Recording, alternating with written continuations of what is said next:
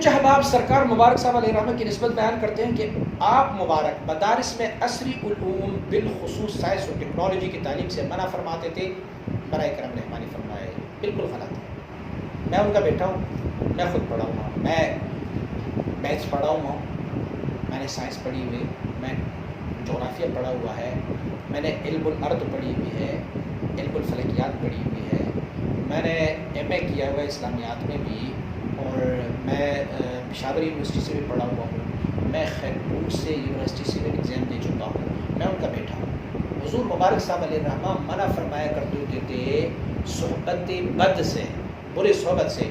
حضور مبارک صاحب علیہ الرحمہ کا جو جامعہ تھا نا پشاور باڑہ میں, جامعہ سیفیہ میں عصری علوم کے لیے ہمارے 6 اساتذہ رکھے ہوئے تھے جو ہمیں سمجھاتے, سکھاتے, ہمیں سائنس پڑھاتے, ہمیں جغرافیہ پڑھاتے, ہمیں میتھس پڑھایا کرتے ہوتے تھے. آج جو میں آپ کے سامنے بول رہا ہوں تو نہ پڑھا ہوتا تو بول سکتا تھا, اسی لیے مبارک صاحب علیہ الرحمہ اس سے منع نہیں فرماتے. ہوتا یہ تھا کہ ہمارے جو افغانستان کا ایریا ہے, افغانستان والی ایریا میں جو بندہ اسکول اور کالج میں جاتا تو اسے آٹومیٹکلی 2 تنظیموں سے ایک کو جوائن کرنا پڑتا تھا. وہاں پر 2 تنظیمیں تھیں, ایک تھی خلق اور ایک تھا پرچم.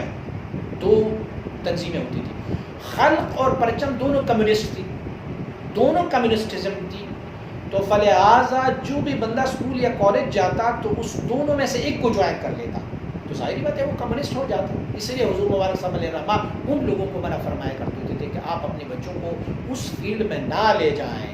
بقیہ ہزاروں لاکھوں مبارک صاحب علیہ الرحمہ کے خلفاء اور ان کے مریدوں کے بچے ہیں جو اسکول اور یونیورسٹیز میں پڑھتے ہیں.